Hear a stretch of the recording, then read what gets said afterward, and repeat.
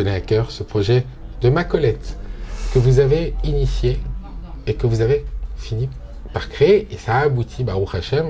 Alors j'aimerais savoir où est-ce qu'on en est aujourd'hui. Alors, quels sont les besoins? D'abord et avant tout, j'aimerais remercier ceux qui sont... vous savez, quand je parle de projet de Torah et de mitzvot, ça ressemble un peu aux galères. Les galères, c'était ces bateaux qu'on avait l'habitude de voir sur l'océan, où il y avait des gens qui ramaient, qu'on voyait jamais, et puis il y avait les capitaines avec le beau chapeau qui, eux, par contre, ne faisaient que donner des ordres.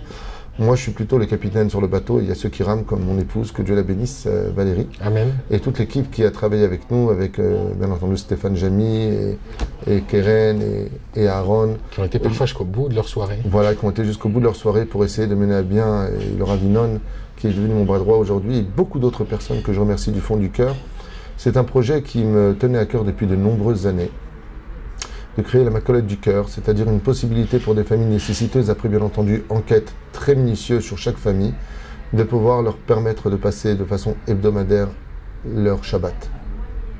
Je pense que pour ceux qui le peuvent, il est beaucoup plus agréable de manger son steak en sachant qu'il a invité une personne à sa table qu'il ne connaît pas et qui pourtant reste à la sienne. C'est un peu ce qu'on voulait offrir. Alors bien entendu, Macolette est un projet extraordinaire qui demande un débit d'argent énorme. Parce qu'aujourd'hui, grâce à Dieu, nous arrivons de façon hebdomadaire à nourrir 50 familles. C'est énorme. C'est énorme, avec des paniers variant de 600 à 700 shekels, des couches jusqu'aux chaussettes, jusqu'aux couvertures. Oui, parce que le coût de la vie a augmenté. Tout a augmenté, la difficulté est grande et pour nous c'est un énorme mérite. En fin de compte, je pense que ce n'est pas moi qu'il faudrait remercier, mais les pauvres qui nous permettent de nous mettre en application et de gagner le mérite, de faire sourire ces visages que nous voyons s'afficher. Tous les bénévoles et tous les donateurs, bien évidemment, qu'on leur remercie. Exactement. On les remercie du fond du cœur. Bien entendu, c'est un projet où j'ai été critiqué par très peu de personnes. Mais à chaque fois qu'on réussit, de toute façon, on est critiqué. Mais aujourd'hui, Macolette existe. Il est placé Rehov Haché Yatim numéro 4, juste en face du numéro 4. Alors, les coordonnées vont s'afficher, bien évidemment, sous l'écran. Voilà. Et de façon à ce que vous puissiez prendre contact avec l'équipe et bien évidemment les aider, justement, en parlant d'aide. Quels sont les besoins aujourd'hui? On a besoin d'abord avant tout de denrées alimentaires. C'est-à-dire que nous, ce que nous proposons, c'est tout simplement la chose suivante. Imagine demain que tu vas faire tes courses. Tu vas prendre une boîte de conserve de petits pois, mets-en une pour Macolette. Tu vas acheter une boîte de thon, mets-en une pour Macolette. Tu prends 3 poulets, du riz, mets-les. C'est ce que nous recevons de façon hebdomadaire. Nous recevons énormément de bénévoles qui vont faire leurs courses et chacun prend 2, 3, 4 choses qui, au bout de 200, 300 familles, nous remplissent complètement la Macolette, ce qui permet aux pauvres de pouvoir, à ces gens qui pour l'instant... Aux personnes en difficulté. Voilà, aux personnes en difficulté. Qui ont des passages difficiles. Parce que pour moi, un pauvre, c'est celui qui n'a pas de Torah. Donc remettons les choses à leur place.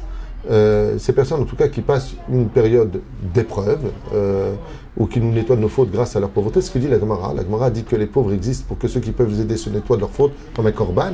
Donc on est une vraie équipe, une vraie famille.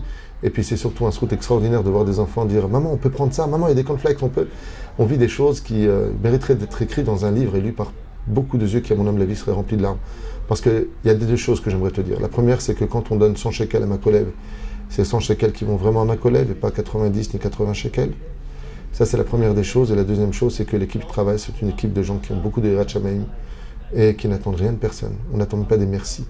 On travaille très dur, on sue et il y a de que ça dure le moins possible pour eux et le plus possible pour nous parce que c'est un mérite qui serait difficile de perdre. C'est un grand srout d'aider Macolette. D'accord. Alors, cette Macolette, dans ce qu'on achète là-bas, eh bien, bien évidemment, on peut mettre un aliment en plus pour les pauvres. C'est le même prix d'ailleurs pour tout le monde. Et ensuite, comment ça fonctionne ce système? Est-ce que les personnes reçoivent gratuitement ou payent 80% Je vais expliquer. En moins au niveau de l'addition? C'est le fonctionnement que j'aimerais connaître. Alors le fonctionnement est le suivant. Macolette se divise en 3 étapes. La première étape, celle que nous avons actuellement, est l'étape de la mise en place du fonctionnement pour voir qui est avec nous et qui ne l'est pas. Pour la simple et bonne raison, c'est que tout ce qui est nouveau engendre automatiquement un enthousiasme. Et donc, on ne peut pas se fiser un enthousiasme de 3 à 4 mois. Le but, je disais souvent qu'une mitzvah, c'est un peu comme le mariage. Le but, c'est pas de se marier, mais de le rester. Le but, c'est pas de créer Macolette et puis de le fermer. Donc, c'est de le laisser. Pour l'instant, dans l'état actuel des choses, notre système ne permet qu'à des familles nécessiteuses de venir remplir le panier uniquement. Donc, pourquoi? Parce que j'ai besoin de roder une situation où les gens resteront fidèles à ce projet et savoir combien je peux noter réellement de familles si je devais continuer ce projet. Une fois que Bezrat Hashem, au bout d'1 an et demi, nous passerons au deuxième shlav, où là nous allons créer une vraie Macolette, un système où toute personne pourra venir acheter, faire ses courses, avec les revenus Bezrat Hashem, par exemple en vendant un article que nous aurions acheté 4 shekels, on va le vendre à peu près dans les 5 shekels et demi. Donc nous allons faire un revar en payant les taxes d'un seul shekel.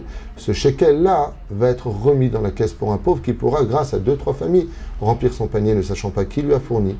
Et ceux qui lui ont fourni ne sachant pas chez qui c'est allé. Donc on garde sa dignité. On garde sa dignité, c'est exactement ce que je C'est ce qui est le plus important finalement. Ce sera le deuxième shlav, et puis il y aura un troisième shlav où Bezrat Hashem, je voudrais agrandir tout cela et puis aller au-delà d'une macolette. Est-ce que vous pensez qu'on peut envisager une antenne sur Netanya par exemple? J'en rêve, mais il faudrait pour cela que l'équipe qui s'en occupe s'en occupe. Il y a beaucoup de gens qui sont là pour dire aux autres ce qu'ils ont à faire, mais nous on aime surtout le travail sur le terrain. On a besoin de gens efficaces. La philosophie, on la connaît. Vous viendrez nous en parler à ce moment-là. Avec grand plaisir.